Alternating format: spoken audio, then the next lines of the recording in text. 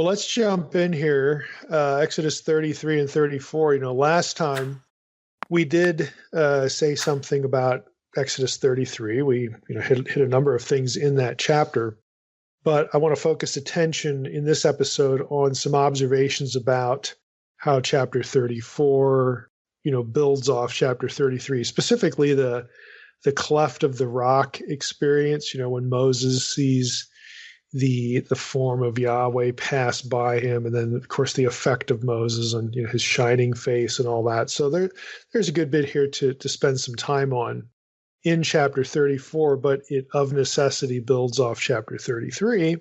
So we want to dip back into 33 a little bit to set up this episode, set up this chapter 34.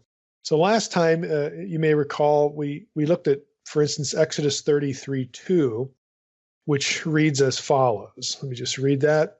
God says to Moses, I will send an angel before you. I will drive out the Canaanites, Amorites, Hittites, Perizzites, Hivites, and Jebusites. So we looked at Sarna's observation that the angel reference there, the angel talk, was something different in that verse than we've seen earlier in other places.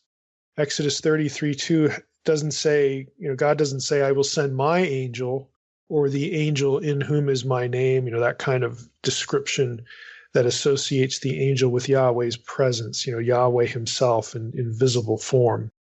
But instead, in Exodus 33:2, it's just, I'll send an angel.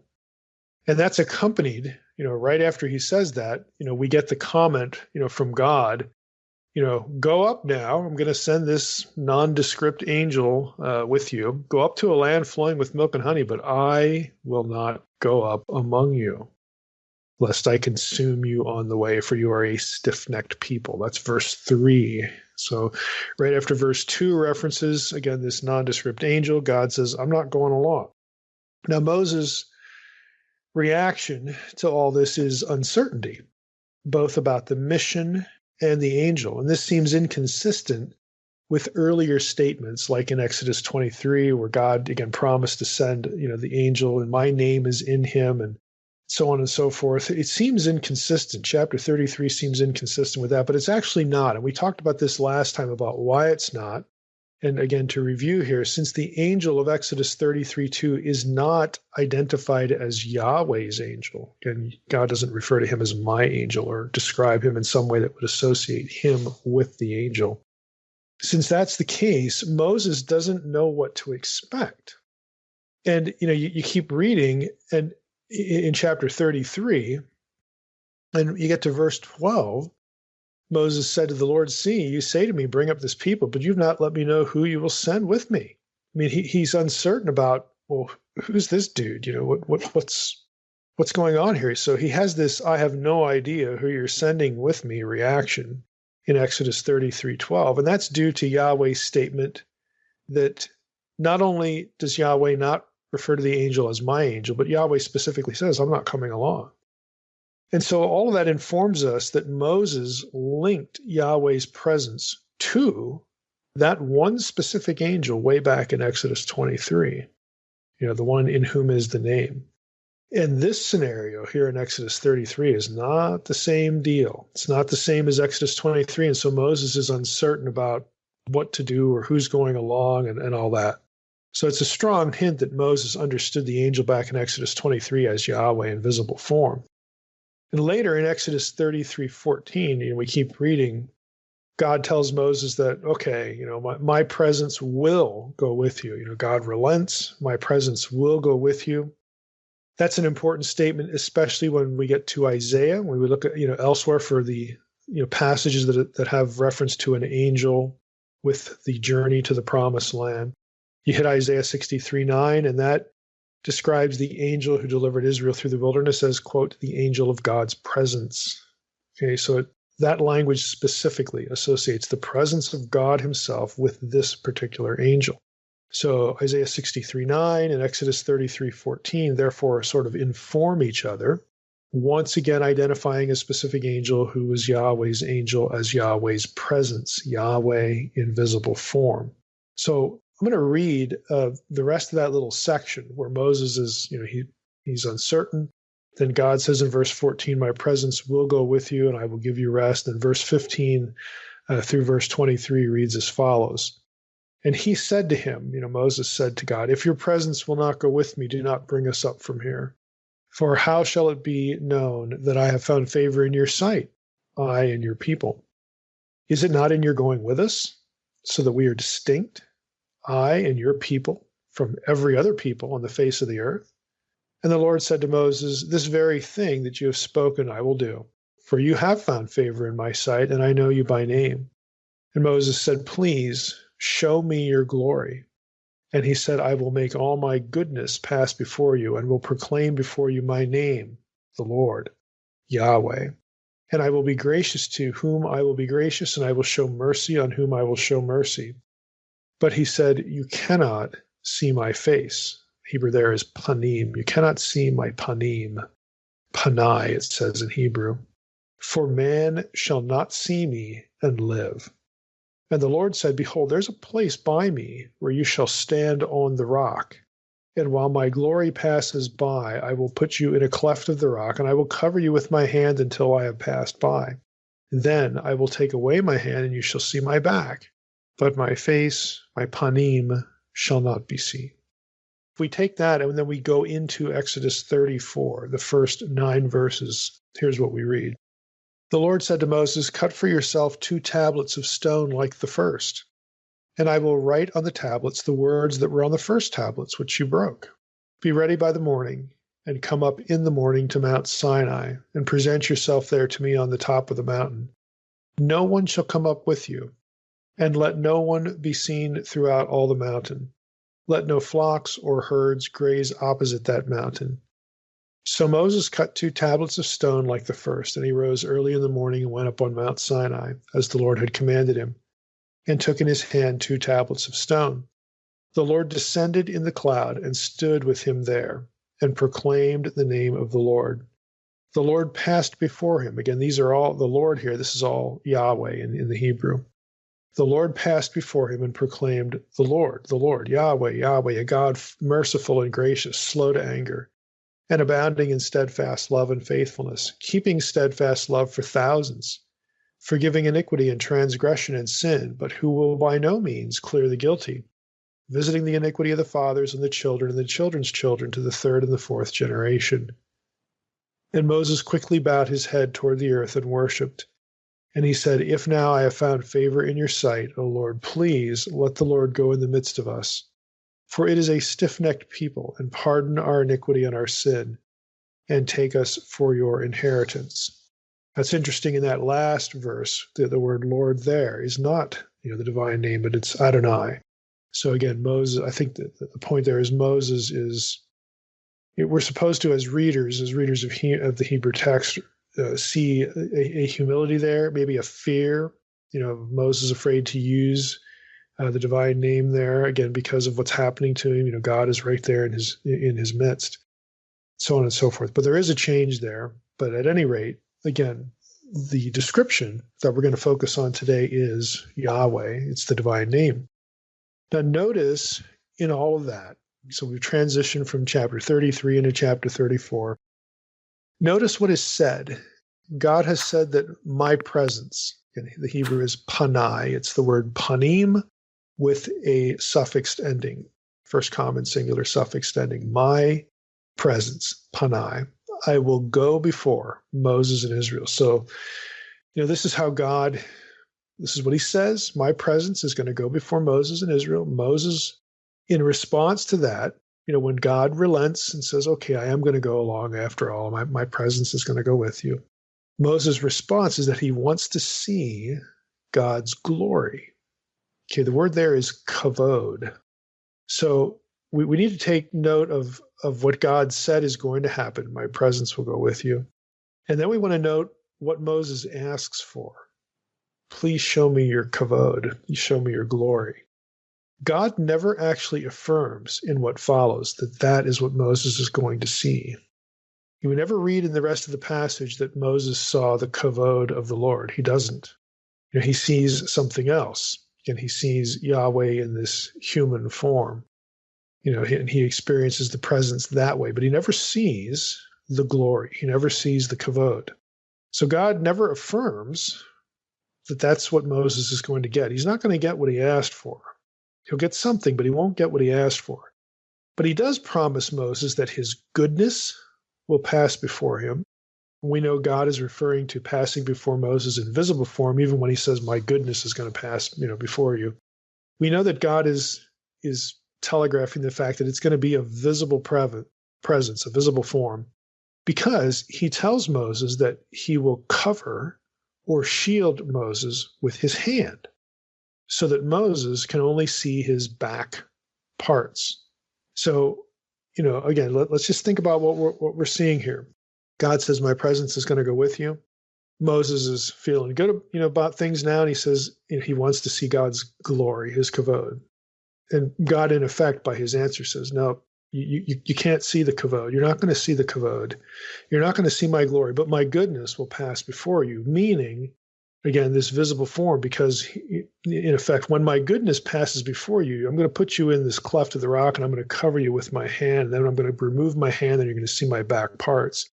Again, so there's an equation there of the presence, which Moses is allowed to experience, and he's going to experience on the trip to the promised land anyway. And he's already experienced it, before, with this, again, anthropomorphic, this human visible form of Yahweh. There's a difference between those things that are allowable and what is not allowable.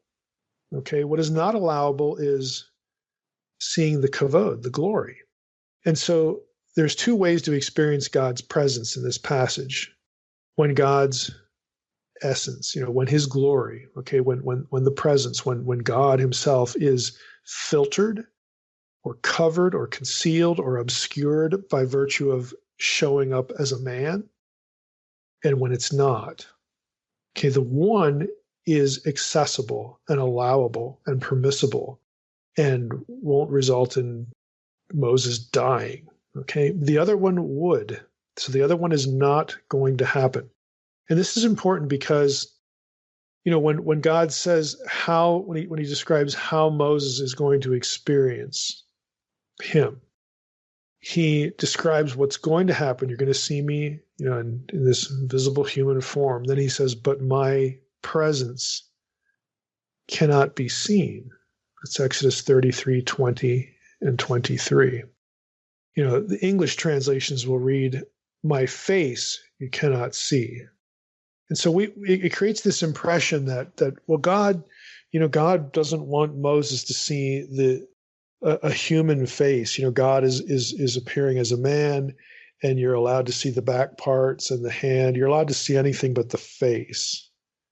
Okay, that works in a lot of passages where biblical scholars like to refer to the divine man, Yahweh as the divine man.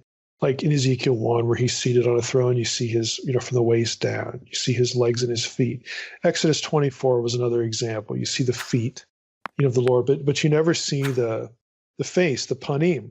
The difficulty with looking at things that way, though, is you have to imagine that when Yahweh showed up as a man with Abraham, with the two angels, the three quote unquote men, and they have a meal, that somehow Abraham never looked at that one man's face. The text never says that. You have to imagine that to be the case, and you have to come up with some mental scenario as to how you can have a meal with three guys and never see the one's face. It's kind of difficult. It's also difficult, when Abraham and God have that conversation about Sodom. Really, like they never looked at each other, in the face. And you say, well, what about the phrase, that God and Moses conversed face to face? What's the problem here? Again, the word face in translated in English is panim. It can mean face, like a human, you're the featured, thing on top of your shoulders there, between your ears, or it can just mean presence. Panim to panim, it was an idiom to basically say two people were present with each other having a conversation. And the assumption is when that happens, when people have conversations, they're looking at each other. And I would say that's normal, that's correct. And so I think that Abraham could have had a face-to-face conversation with Yahweh in human form. And the same for Moses, and the same, for Abraham in Genesis 19 as well as Genesis 18. I don't think that's really what's being forbidden here, because I think you can come up with other passages where it makes sense that God showed up as a man. Joshua chapter 5, the captain of the Lord's host, it's the same thing.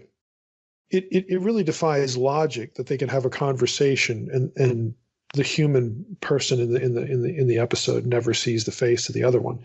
I don't think that's a contradiction here to God saying, "My face cannot be seen, my panim cannot be seen," and the reference to you're going to have to look at the back parts. I think what's going on here is the language is used to communicate the idea that what can't be seen is the glory.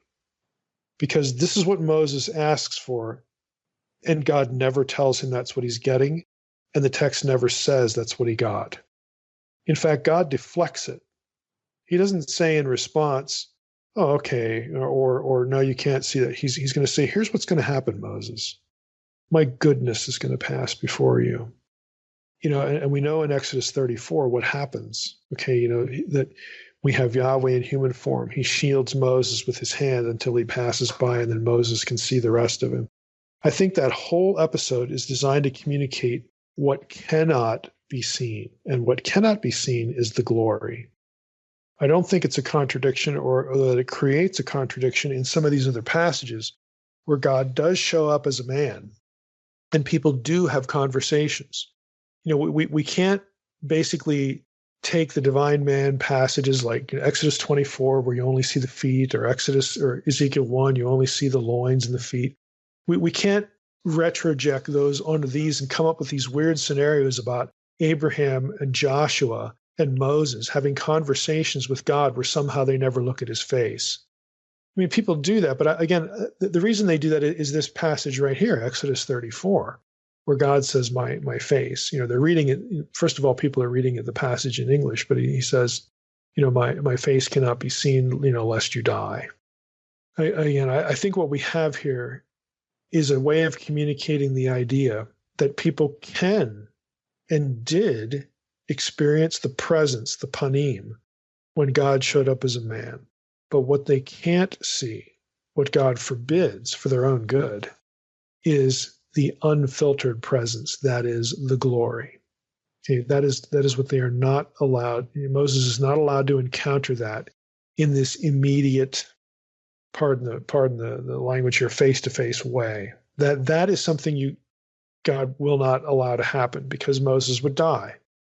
And frankly, if God isn't filtered in some way, if he is not made accessible to the human senses, you're not going to know what you're looking at anyway. What, a bright light, like what's that?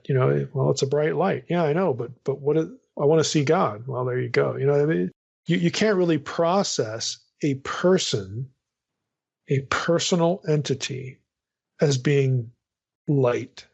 And so what God has to do is come to humans. This is the consistent pattern of Scripture. In forms that they understand what they're looking at. And most often, not always, but most often, this is coming to them in human form. And that they are allowed to experience. And biblical characters do have face-to-face discussions, with God in that way. So the way, that we sort of sort all this out to make sense of it is there's what Moses is allowed to see, and the way that it transpires here with the whole back parts thing. You cannot see my panim and live, but I'm going to let you see my back parts. That's designed to communicate to the reader, the notion that there's a way to experience God's presence when he's in human form, but you cannot experience the presence without that. You cannot just experience the glory because you would die.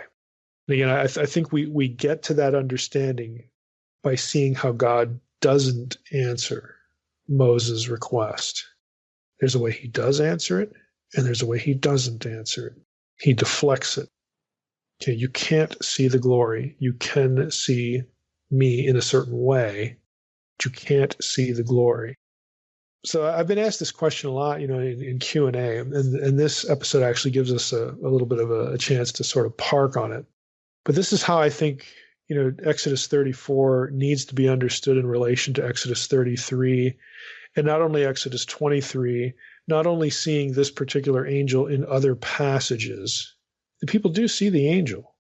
Okay, Joshua does see the captain of the Lord's host. Abraham did see Yahweh in human form. I mean, the way to create consistency, or the way to see consistency in all these passages, is to do something like I just did, and say that what God deflects Moses away from, what he is not allowed to experience, the way he is not allowed to experience the panim, the presence, is direct contact with the glory. That's just not going to happen, because you'll die. Not only will you not know what you're looking at, but you're going to die. So this is how, again, I'm not unique here, but I think this is, again, the way that we need to put all these things together. So this leads me, and again, it's not just me, there are other scholars here who would say the same thing. It leads me to believe that while Moses did see the angel in the bush, and presumably both he and the other Israelites saw the angel of Yahweh, like protecting them, blocking the Egyptians and the whole, Exodus, the Red Sea crossing. And, if the angel is out there leading them to the land, other people are going to see him. So while Moses and Israel do see the angel of Yahweh, they see Yahweh in human form, no mortal ever saw or could see the pure, unfiltered glory of God. So we don't need to speculate, again, that Moses and Israelites, always saw the angel of the Lord from some oblique angle, or he had a hood on, or, a face mask, or, we don't have to speculate on these things. It's not necessary. If we realize that panim is the Hebrew word behind face, and panim is the same Hebrew word behind presence, and that sometimes the presence of God can be apprehended, can be, seen, and other times it can't. I think the way we divide those things up coherently is to say what cannot be experienced is the glory. So no mortal could see God as he truly is, unfiltered by visual convention. Personally, I think this is why the name is presented as I am that I am. God just is. He is ultimately completely other. He has no analogy. Okay, if you were to encounter the unfiltered presence of God, you wouldn't know what to do with it. You have no way of processing it. It just is what it is, and good luck. There's no way to process who God is, what God is, all those sorts of things. And so when he reveals his name, I am. Okay. What does that mean? Well, it means I am. I'm incomparable. I can't compare myself to any other thing, because I'm not like any other thing. So for people to know, both in biblical days, and again, for the sake of, later readers of the text, this is how it has to be done. God has to come to humans. He has to condescend to them and come in a form that they can process. And that's allowable. And humans are safe doing that. They're not going to die when it happens. But if it was just the unfiltered glory, that's just going to end badly, and it wouldn't matter anyway, because nobody's going to figure out what that is. Now, a couple other textual notes related to Exodus 34. I just want to go through the passage and highlight a few things, and we'll sort of loop back into this experience of Yahweh here with a couple of them. In verses 6 and 7, let's go look at verses 6 and 7 again. So Exodus 34.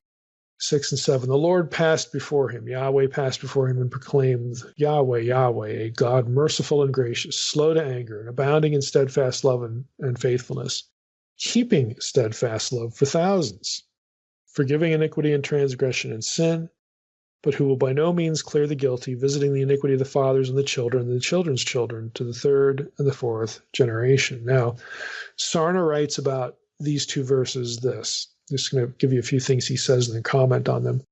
He says the subject of the two verbs in verse 6, the Lord passed before him and proclaimed. Okay, who's the subject of the word proclaimed?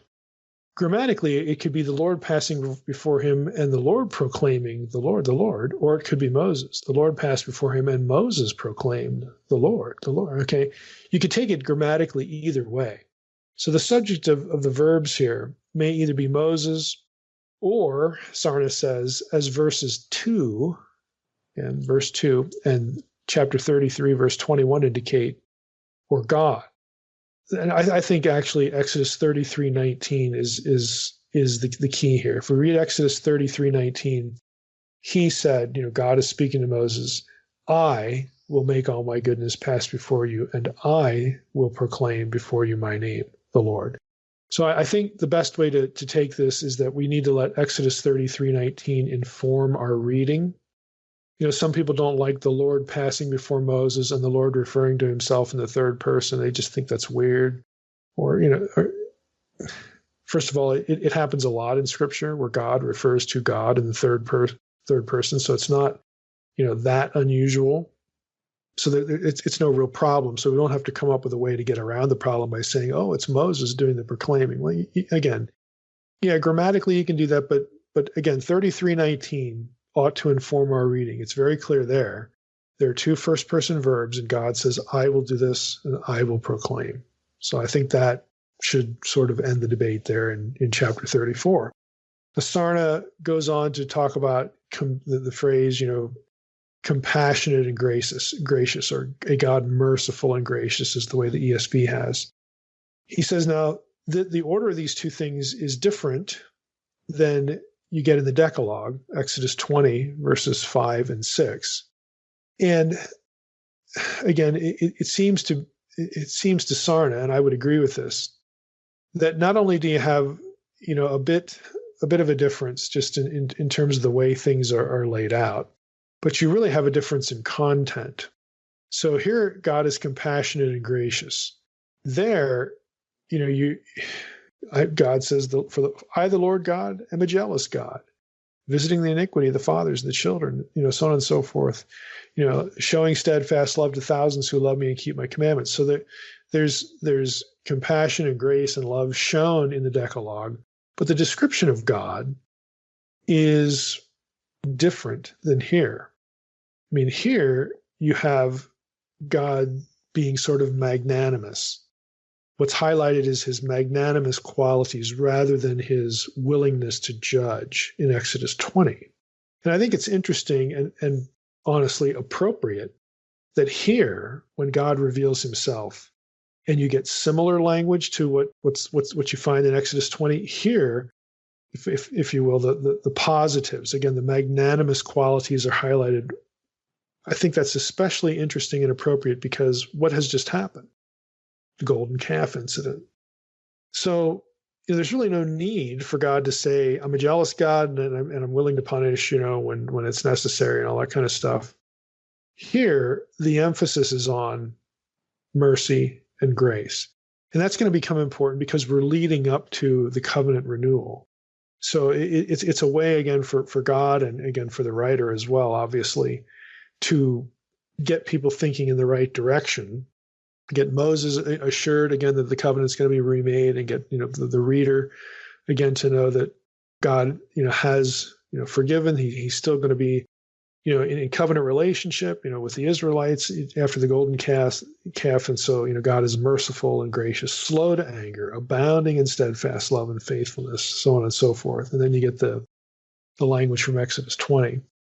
So I think that's worth, again, pointing out. The covenant is going to get renewed, starting with verse 10 and following the rest of the chapter. And so it's sort of set up by this description of God. Sarna has another thing to say about the language here.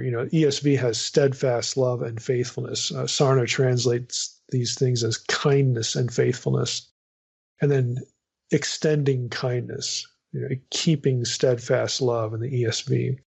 He writes this. The Hebrew here is chesed ve'emet, okay, steadfast love and faithfulness. The Hebrew chesed ve'emet appears frequently as a word pair to express a single concept. Each of the components has a wide range of meaning.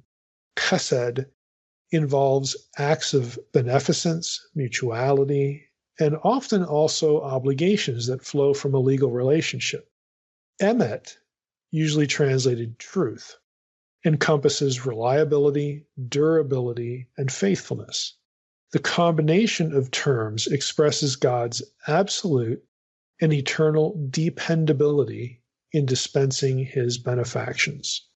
On extending kindness, or again, in the ESV, keeping steadfast love, Sarna writes, the phrase may express either God's continuous and unchanging chesed, or the idea that the merit for the chesed that people perform endures beyond their own generation. So, you have, I think, again, the way to read this is really, the first part of what Sarna, concludes here. What we have here is in the description of God, not only is God willing to not leave the covenant relationship, but he's also both capable and has obligated himself and is willing to obligate himself to be loyal to it. Chesed elsewhere it gets both translated and described as loving loyalty, which I think again it feels kind of clunky, but it's still a good way to communicate the idea of the word.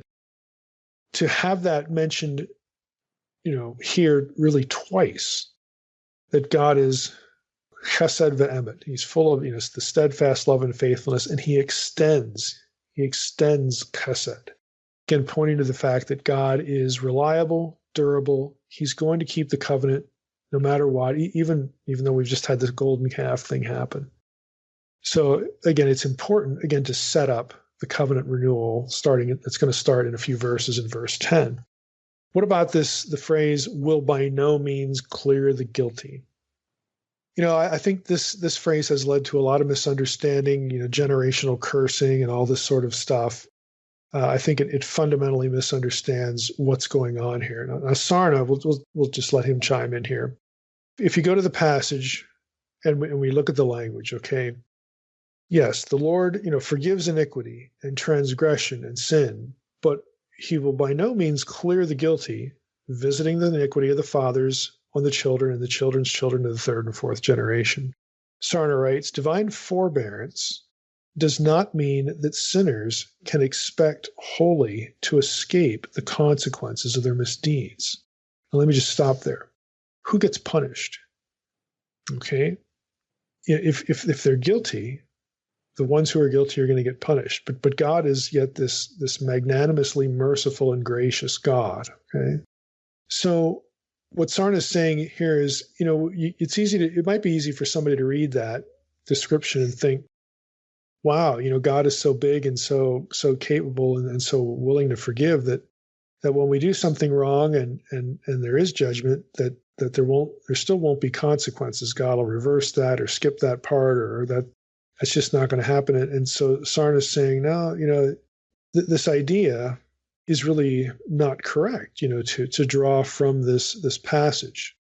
The idea is really more, and Sarna, quotes some rabbinical sources for this, that would say that the idea here is that God remits punishment for the penitent, but not for the impenitent. And you say, well, maybe, makes sense, but can you really get that from the text? Again, people can argue about that. I think if we keep going, I think it sort of brings that idea more into focus and gives it more justification.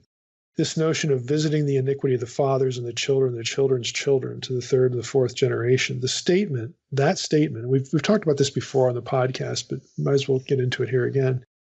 The statement doesn't mean that the innocent, the next generation, the children, the offspring that extend from the guilty, okay? It doesn't mean that the innocent children are punished for their ancestors' sins. That's actually specifically contradicted in the Decalogue. Okay, in Exodus 20, verses 5 and 6. Okay, you shall not bow down to them, to other gods, or serve them, for I, the Lord your God, am a jealous God, visiting the iniquity of the fathers on the children to the third and fourth generation of those who hate me, but showing steadfast love to thousands of those who love me and keep my commandments. I mean, there the language is clearer that yeah, if you, well, I'll use the language of the passage. If you hate the Lord, okay, if you're going to be disobedient, just like your ancestors were, then this whole thing's going to follow you. You will deserve, judgment. But for those who love the Lord, he will show steadfast love, to thousands who love me and keep my commandments. So there's a little bit of a further characterization there, I think, that helps. And it's the same in Deuteronomy 5, 9, and 10. I won't read that one, but it's the Decalogue in Deuteronomy. I would also say that the statement also isn't intended to outline some sort of chronology of cursing. When it comes right down to it, the statement is intended to draw attention to the fact that God does not keep punishing. Now, Enns, I think, in his commentary, says this in an interesting and helpful way. When he comments on the phrase, and his mercy extends to thousands of generations, Enns writes, whereas God does visit punishment on offenders only to the third and fourth generations. So let me just rephrase that. Let me just say that again. Enns is highlighting the fact that we have a contrast going on. God's mercy extends to thousands of generations. Deuteronomy 7, 9, for instance. Know therefore that the Lord your God is God, the faithful God who keeps covenant and steadfast love with those who love him and keep his commandments to 1,000 generations. We just looked at that language in Exodus 20, the Decalogue, showing steadfast love to thousands of those who love me and keep my commandments. So, in regard to those who love the Lord, God's mercy is shown to thousands and thousands and thousands of generations. But when it comes to the guilty, God doesn't keep punishing for thousands and thousands and thousands of generations. Instead, the effect of the offender's sin only extends to the third and fourth generations.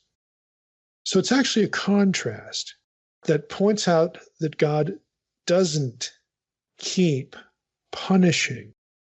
It has a very clear limitation, whereas his mercy doesn't have any limitations. The third and fourth generation is actually an idiomatic expression to express the idea, basically, for the duration of the guilty party's life. So third and fourth generation is essentially the time span that it would take for a person who, let's say they committed some offense as an adult. They're 20, 30 years old. Well, by the third and fourth generation, that person, that's the rest of the length of that person's lifespan. Because a generation, this generation defined as children reach childbearing age. They get married and have other children. And in biblical days, that's 20 to 25 years. So basically what this is saying is that, look, when you have someone who is guilty and hates the Lord, again, to use the language of the Decalogue, and bears the punishment for their sins, that punishment, God's judgment, as it were, and the consequences of that judgment are only going to last really as long as that person's normal lifespan would last. It doesn't keep going through future generations. The only thing that keeps going on and on and on and on and on is mercy. So these passages actually teach the opposite of what I often hear about generational cursing, at least trying to tie that concept to biblical language. Again, the point is a contrast. Go to Deuteronomy 7, 9. Go to Exodus 20, verses 5 and 6. Deuteronomy 5, 9 through 10, the larger passage there. And you'll find out that what goes on for thousands and thousands of generations is mercy. But judgment and the consequences of judgment, you have somebody sin and their whole family, people who are innocent, suffer the consequences of what somebody did. They're not being punished as though they did it, because God doesn't punish the innocent. But yet, the fact that when God does punish the guilty, their punishment affects the lives of other people, especially within their family there and their extended family. God says, look, that's going to be limited. 3, 4 generations, that person is gone. There's limitations there. But what isn't limited is mercy. So when God's people sin, God's punishment will not extend beyond the life of the offender. It'll only extend 3 or 4 generations, basically the course of that person's natural life. God's anger, therefore, has definite limitations, whereas his mercy is limitless. That's the point. So again, we need to stop looking at this kind of passage and inverting it 180 degrees to, suspect that 3rd and 4th generations somehow means that the innocent are punished well beyond the offender's lifetime, 3 or 4 eras down the road. That is not what it means. Now we get into verse 10 in Exodus 34. This is where we get the covenant renewed. I'm not going to read the whole thing, but you get language here that it's drawn from the Decalogue passage, the original covenant. I'm making a covenant with you. Verse 10, before all your people I will do marvels such as I have not been created in all the earth or in any nation. And all the people among whom you are shall see the work of the Lord, for it is an awesome thing that I will do with you. And then God says, I'm going to drive out your enemies. Take care lest you make a covenant with the inhabitants of the land. Don't do that. Verse 13, you shall tear down their altars and break their pillars and cut down their asherim, for you shall worship no other God, for the Lord, whose name is jealous, is a jealous God. And again, things you don't do. Don't make covenants with the inhabitants of the land when you get in there. Don't eat of their sacrifices. Don't sacrifice to their gods. Don't take of their daughters for your sons, and their daughters, whore after their other gods and make your sons whore after those gods. Don't do that. Then in verse 17, you shall not make for yourself any gods of cast metal. It's exactly the same term as used in Exodus 33:4 and verse 8 for the golden calf. And the point is clear. We talked about this in the golden calf episodes. Yahweh will not be worshipped in the manner that other gods are worshipped. Don't do that.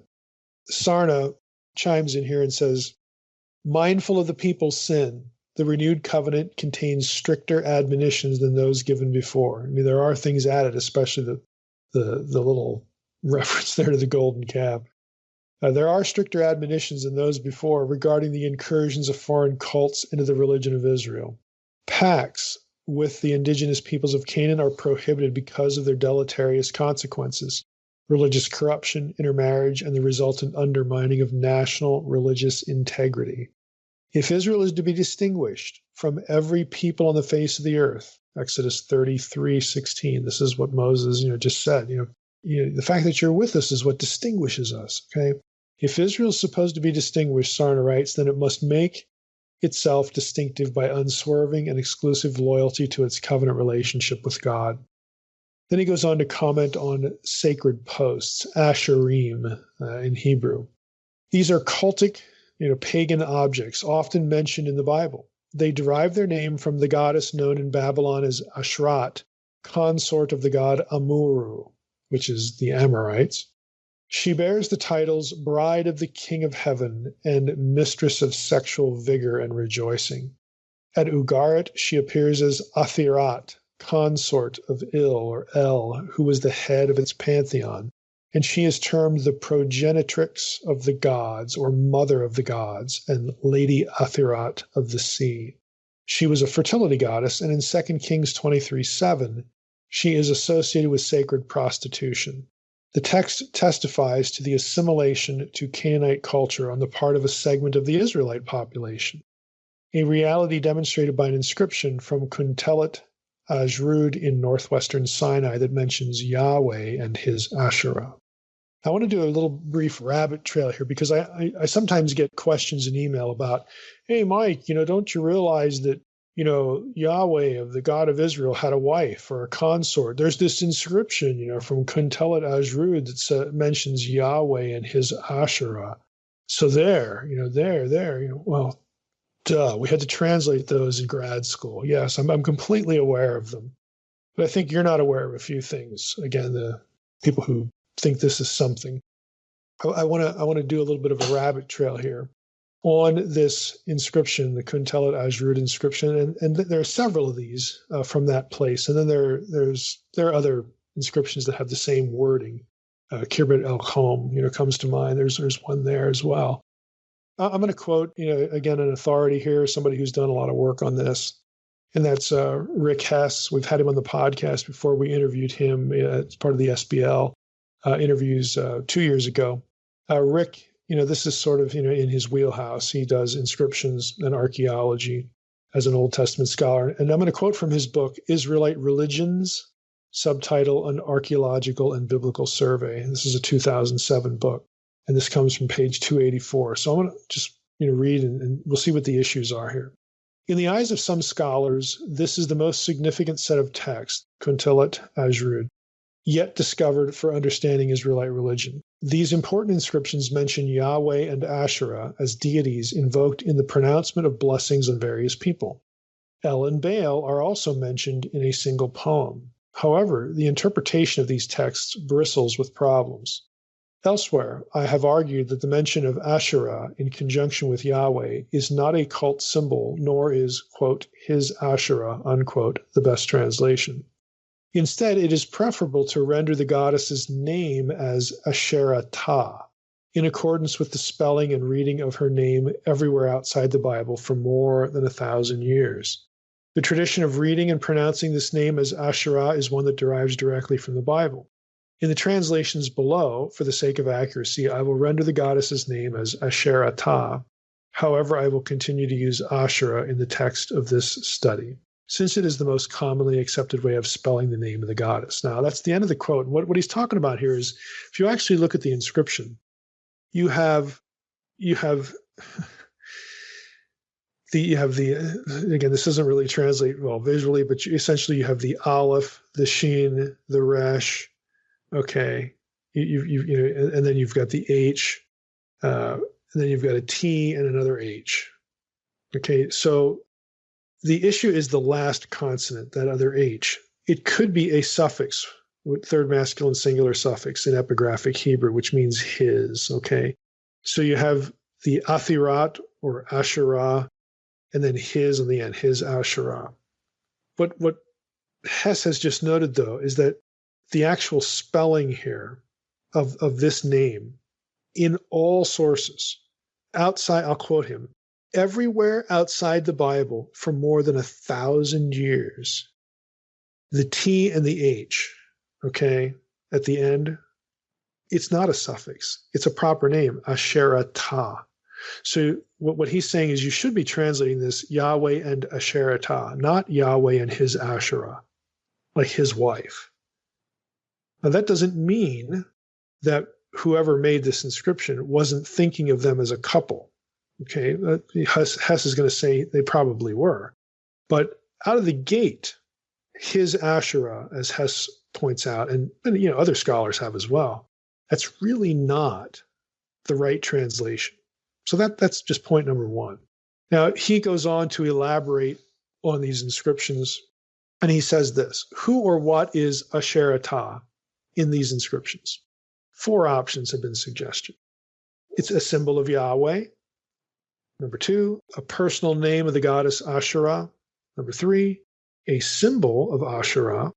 Or 4, the personal name of the goddess Asherah, Asherah-Ta, more accurately. And then he writes that Asherah is a symbol of Yahweh is not impossible. There are some scholars, let me just jump in here. I mean, when we did these inscriptions in grad school, we had to read a bunch of articles on these things, and some think that Asherah is actually a term that is used for a place. It sounds weird, but like a cultic threshold or place of sacrifice, or a symbol, a symbol of a deity, not the deity itself, but a symbol of a deity. And Hess is saying that's not impossible. However, it is unknown in Israel for Yahweh to have a cult symbol. Keel and Eulinger propose a cult symbol subordinated to Yahweh. In this interpretation, the Asherah symbol is no goddess. As developed by Miller, Asherah became a symbol of Yahweh who expresses his presence, a kind of hypostasis that possesses no gender but only the presence of God. With Hadley, these are all scholars who've studied Asherah. With Hadley, he sees in her an anticipation of Lady Wisdom in Proverbs and the development of the laws of personification of God. However, this view, this just generally that Asherah or Asherah-Ta is a symbol of Yahweh, suffers from several problems. Smith, this is Mark Smith, argues that the reference that references that associate Asherah with Baal, Judges 3:7, 1 Kings 18:19, for instance, must all be discounted as late editorials and glosses by the Deuteronomists. So Smith is saying, look, earlier in Israelite religion, Asherah was the consort, of Yahweh, and these verses that make Asherah the consort of Baal, they were added later to sort of clean up the theology. And Hess is objecting that. He says, why would the Deuteronomists, again, this is the Deuteronomistic idea is material written essentially in the 7th century BC, in the wake of the problem of idolatry in Israel, when Josiah and others were trying to get rid of idolatry, that the way certain passages in the book of Kings, for instance, were written, testifies to the fact that, Israel was idolatrous and we're trying to clean it up, that sort of thing. So when we see Deuteronomists, this is what they're talking about. And it gets that name because a lot of scholars think Deuteronomy was written at this time as well. It's not Mosaic, it was written at this time as well for a variety of reasons. But anyway, we're not going to rabbit trail into that. But what Hess is saying is, look, if we assume this picture that we've got a bunch of biblical writers, we'll call them Deuteronomists, writing, at this time, trying to deal with the idolatry, why, he asks, would the Deuteronomists defeat their own purposes of monotheism by rehabilitating a forgotten goddess? Why would they bring her back into the picture? Nor is the text's failure to mention Asherah in Jehu's reform of 2 Kings 9 and 10 proof that this deity or hypostasis was acceptable to the Yahwist Jehu. Rather, the emphasis on Baal includes all the deities in his pantheon, such as Asherah, and only occasionally did the biblical writers feel the need to specify them and give them the quote-unquote honor of naming them.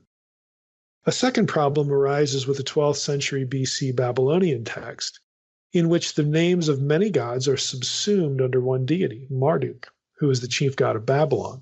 However, and everybody has to say, look, everybody knows about this text, where all the deities in Babylon at this time were subsumed into Marduk. However, Marduk's wife's name is missing. She's not named in that text. This is no oversight, Hess says, but a demonstration of the fact that the female goddess was never assimilated into the male deity, even in such a polytheistic context. This evidence argues against the view that Asherah was or became a stand-in, a hypostasis of Yahweh. He goes on, there's evidence for the continuous presence of Asherah in the West Semitic pantheon from 2000 BC on to the Persian period without any textual suggestion of her becoming again a stand-in or hypostasis of any male deity, so on and so forth. And he goes on and he critiques all these different possibilities, and he writes this. He says, my view assumes that Asherah here is the personal name of the goddess. In this scenario, the final H consonant in the inscription spelling of the name could be a second feminine ending. Sorry for the grammar talk, but for those of you who know a little bit of Hebrew grammar, you'll follow this. It could either be a second feminine ending or a vowel letter reflecting a final A vowel.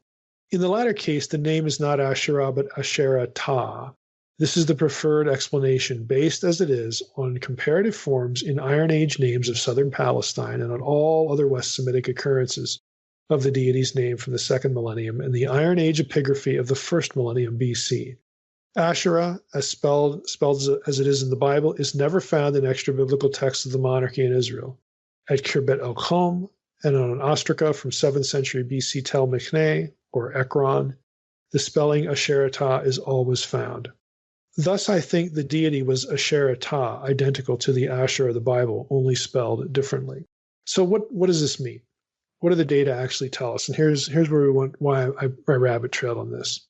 As Hess noted, again, there were one or two writers. I'm going to quote Hess here again. He writes of the Kirbet, or the Quintilet Ajrut inscription. At least one or two writers of this graffiti from Samaria had a view of their God that allowed for other deities, a perspective reflected as well in the prophets. Now, what does that mean? He's saying something I said, a week or two ago. Look, For sure, Israelites, some Israelites living during the monarchy or at other times, would have thought poorly about their theology, about the theology of the biblical writers. Even before we had biblical material, of course, there are going to be some Israelites that think like Canaanites do. Oh, we have a deity. His name's Yahweh, and he has a wife. All the other deities around here have wives, so why wouldn't he? They're going to think these thoughts. It's going to be normal for certain Israelites to think about Yahweh like other people think about their gods and having a divine couple and all this kind of stuff. Absolutely, somebody's going to be thinking that thought. And apparently, as Hess says, well, at least a couple writers did, because we have these inscriptions, Yahweh and his Asheratah, or Yahweh and Asheratah. There's a pairing, there's a divine couple here. At least two Israelites thought this way. But it's not coherent to presume that a majority of Israelites thought this way based upon these inscriptions. It's not coherent to presume a majority of Israelites thought that Yahweh had a consort, much less than to say that the biblical writers thought this way. That conclusion is a non sequitur. It is a conclusion which does not follow the data. It is an overreach of the existing data. For sure, some Israelites, that was their theology, divine couple. Every other deity has a wife, so Yahweh has one too, and with Asherah, okay, or Asheratah. For sure, some Israelites had that as their theology. Guess what? The Old Testament tells us that and calls it wrong. Okay, it calls it apostate. That's basically what we know. But you're going to go out on the internet and you're going to see people reference these inscriptions, and then Mike's going to get the email like. Again, somebody went out on the internet and discovered something that I've never heard of in relation to Yahweh and Israelite religion. I'm sorry, but you're not going to do that. This is what grad school is for. Okay, so yes, we know about these inscriptions, but for you to take one inscription and to presume that, well, the writer thought this, so everybody did. Or the writer thought this, so the biblical writers really thought this, and then they tried to erase it and obscure it, and this conspiratorial hermeneutic. Look, I got news for you, friend. You can't.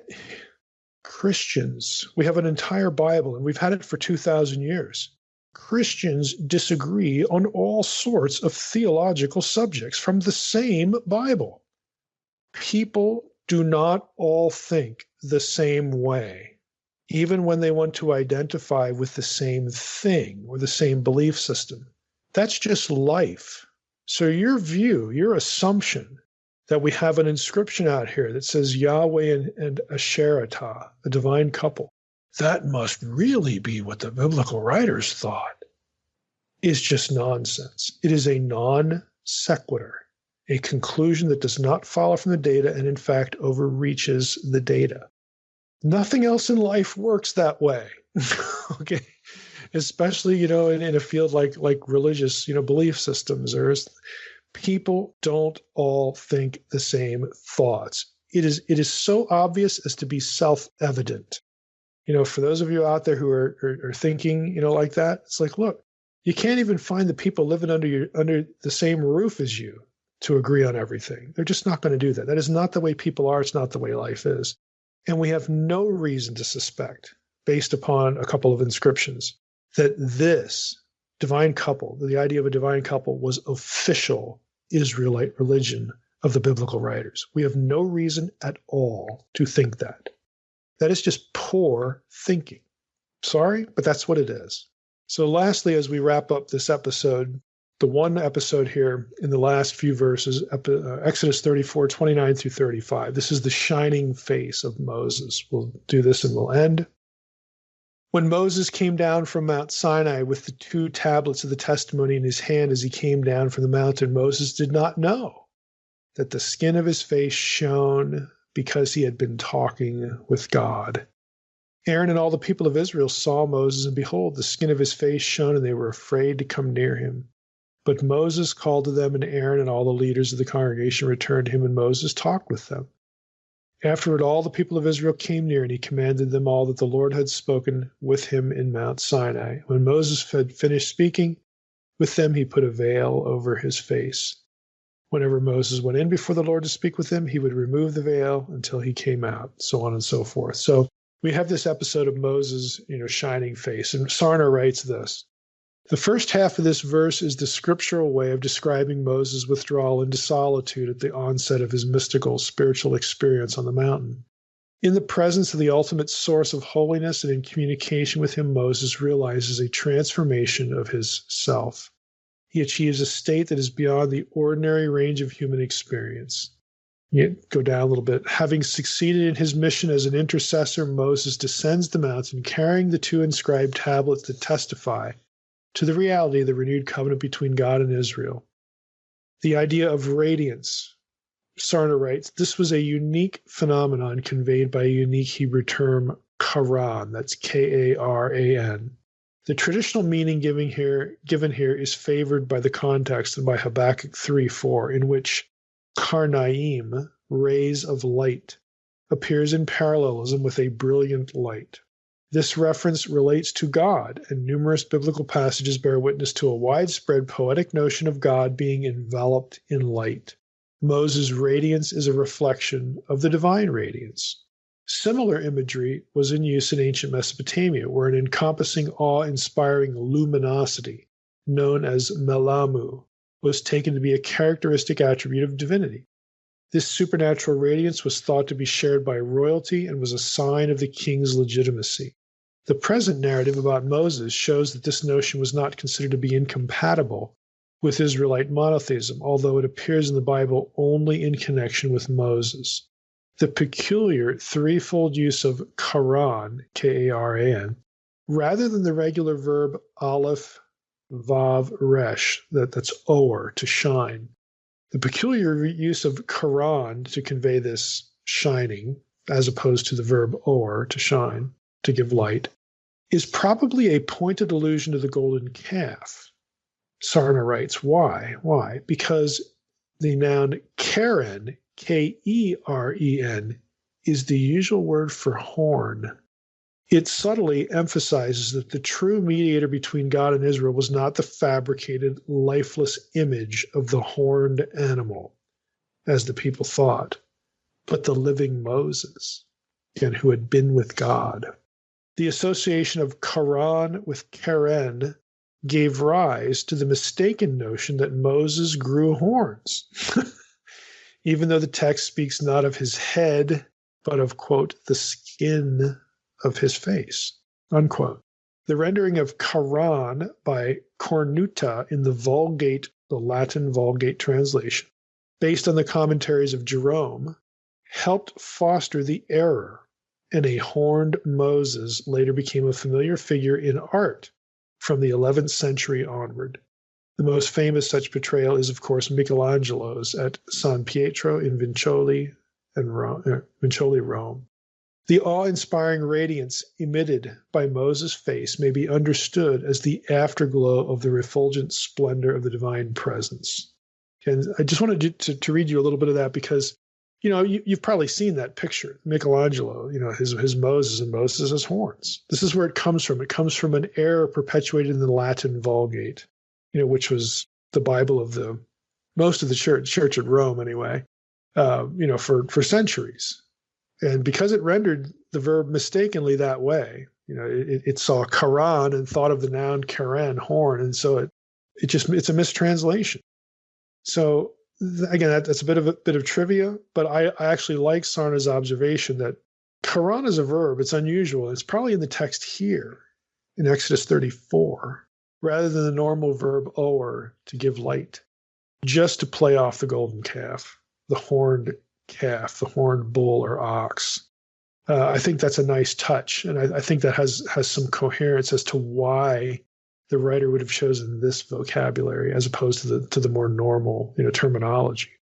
I want to end the episode here by something that Sarna writes in this section. He says, again, this awe-inspiring radiance functions to reaffirm and legitimate the prophet's role as the peerless intimate of God, the sole and single mediator between God and his people, It also testifies to the restoration of divine favor to Israel. As such, the narrative forms a fitting conclusion to the entire episode of the golden calf.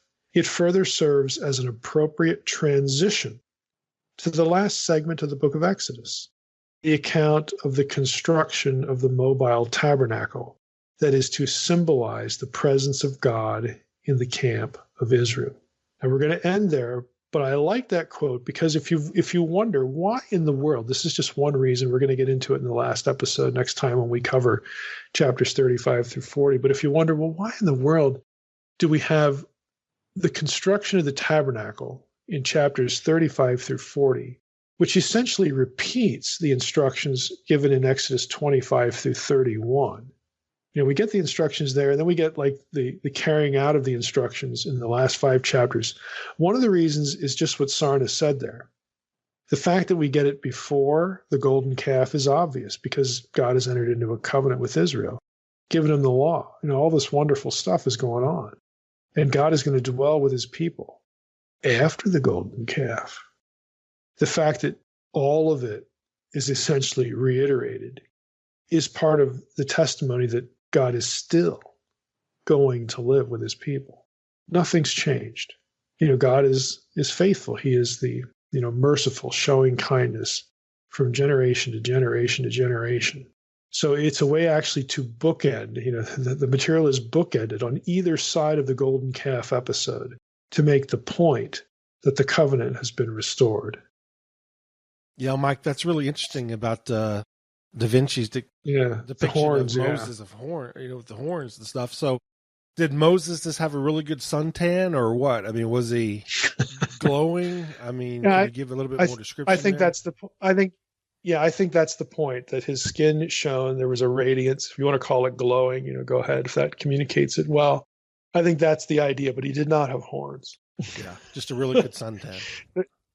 It's really weird, how Jerome lived roughly 350 into the 400s AD. Okay, so you're talking about centuries and centuries and centuries of people using the Latin Vulgate and reading that passage and thinking that Moses had horns, and it's entirely wrong.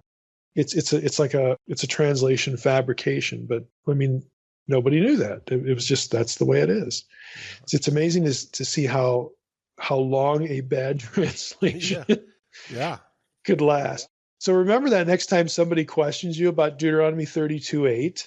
Well, my Bible doesn't say sons of God there. Well, that's because we didn't have the Dead Sea Scrolls. Well, yeah, that kind of thing actually happens. It happens that translations aren't what they should be for various reasons. In this case, it was a difficult term. Probably should have looked at Habakkuk and drawn the right conclusion, but Jerome didn't.